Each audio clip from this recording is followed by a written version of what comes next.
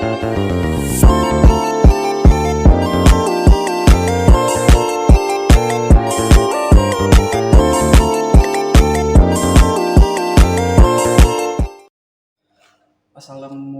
warahmatullahi wabarakatuh. Salam sejahtera bagi kita semua. Pada kesempatan ini kita akan membahas tentang kesenjangan ekonomi. Dalam kesenjangan ekonomi ada beberapa poin yang kita bahas. Yang pertama, pengertian kesenjangan ekonomi. Yang kedua, faktor penyebab kesenjangan ekonomi. Yang ketiga, dampak terjadinya kesenjangan ekonomi. Dan yang terakhir, cara mengatasi kesenjangan ekonomi. Oke, sekarang kita masuk pada pengertian kesenjangan ekonomi. Kesenjangan ekonomi merupakan suatu keadaan yang tidak seimbang di masyarakat. Ya, kondisi yang tidak seimbang ini yang terjadi di masyarakat berdasarkan aspek ekonomi, di mana aspek ekonomi dapat dilihat dari tidak seimbangnya pendapatan masyarakat. Ya, jadi kesenjangan ekonomi adalah ketidakseimbangan pendapatan masyarakat. Nah, ada beberapa faktor penyebab kesenjangan ekonomi. Yang pertama, kondisi geografis. Yang kedua, pendapatan yang tidak merata. Yang ketiga, pembangunan yang tidak merata. Dan keempat, kurangnya lapangan kerja. Ya, ada beberapa kondisi demografis yang dapat mengakibatkan kesenjangan ekonomi. Yang pertama, perbedaan tingkat pendidikan antar kelompok masyarakat. Yang kedua, ketimpangan akses terhadap layanan kesehatan. Yang ketiga, imigrasi yang tidak merata. Dan keempat, penuaan populasi yang tidak merata. Kemudian faktor yang kedua yaitu pendapatan yang tidak merata. Ya, ada beberapa poin yang menyebabkan pendapatan yang tidak merata yang menjadi kesenjangan ekonomi. Yang pertama, perbedaan upah antar sektor ekonomi. Yang kedua, kesenjangan gaji antar pekerja terampil yang tidak terampil. Ya, jadi akibat adanya perbedaan besarnya gaji karyawan yang terampil dan tidak terampil, maka timbullah kesenjangan ekonomi. Dan yang terakhir, sistem perpajakan yang tidak progresif. Ya, kemudian kesenjangan ekonomi, maka terdapat beberapa dampak. Ya, ada beberapa dampak yang terjadi akibat kesenjangan ekonomi. Yang pertama, tingkat kriminalitas meningkat. Ya, terjadinya tingkat kriminalitas karena beberapa faktor penyebab kesenjangan ekonomi tadi, yaitu salah satunya kurangnya lapangan pekerjaan. Nah, dengan kurangnya lapangan pekerjaan, sementara orang memiliki kebutuhan, memiliki pengeluaran dan tentunya membutuhkan uang, maka dengan dia tidak mempunyai cara lain, dia tidak tahu harus berbuat apa, terpaksa dia melakukan tindakan kriminal. Ya, contoh tindakan kriminal salah satunya adalah mencuri. Nah, ini memang tindakan yang sangat-sangat tidak manusiawi, tetapi kebanyakan orang terpaksa melakukan yang namanya mencuri guna untuk memenuhi kebutuhannya, bahkan sampai membunuh, merampok. Ya, jadi itulah dampak dari kesenjangan ekonomi. Kemudian adanya ketidakadilan sosial, dan kemudian dapat meningkatkan kecemburuan sosial. Ya, kecemburuan sosial mungkin bukan hal yang asing lagi buat kita. Ya, sudah sering kita jumpai di mana orang lain misalnya hidupnya makmur, banyak rezeki, pasti akan ada kecemburuan sosial. Kemudian dampak yang berikutnya, ya, akan menghambat pertumbuhan ekonomi.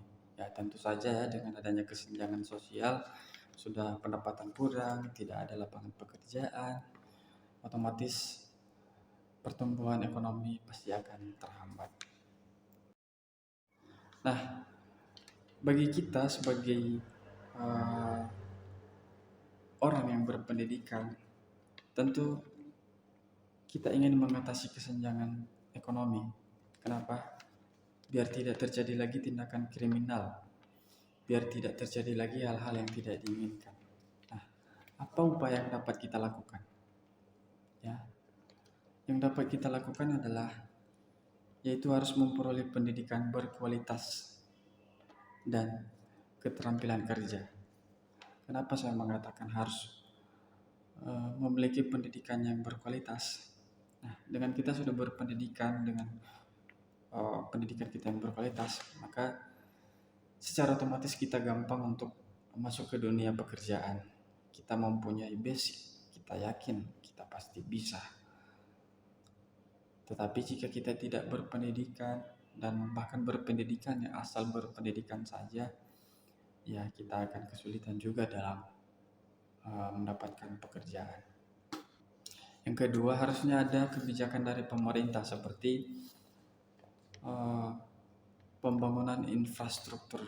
Ya, pemerintah sebaiknya tidak hanya berfokus pada kota saja, tetapi harus memperhatikan wilayah-wilayah yang terpencil yang masih membutuhkan perhatian pemerintah dalam segi infrastruktur seperti pelabuhan, jalan, jembatan, ya, guna untuk mempermudah akses masyarakat ya dalam beraktivitas, sehingga dapat menunjang pertumbuhan ekonomi masyarakat, ya, dapat mempermudah masyarakat untuk bekerja, ya, sehingga kalau misalnya sudah misalnya jalannya sudah bagus, pasti akan ada kemudahan-kemudahan yang dapat diperoleh oleh masyarakat. Maka kebijakan pemerintah, perhatian pemerintah sangatlah dibutuhkan untuk menanggulangi kesenjangan ekonomi. Kemudian cara mengatasi yang berikutnya yaitu melalui inovasi dan teknologi. Nah, di mana suatu daerah masih kesulitan dalam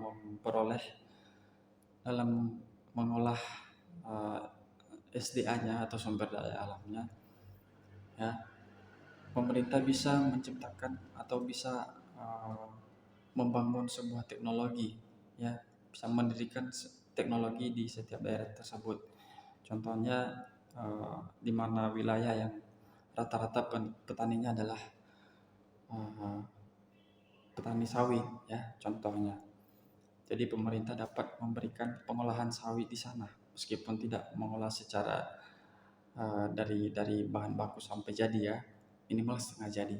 Jadi kenapa?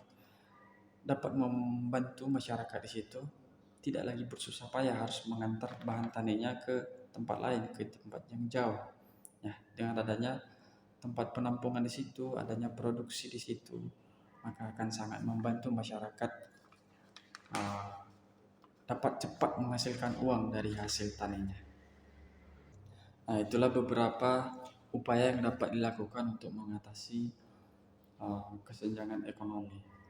Ya, intinya kita tidak bisa lepas dari perhatian pemerintah, ya, tidak bisa lepas dari peran pemerintah, dan kepada diri kita juga, kepada siswa-siswi, ya, yang masih sekolah, ya,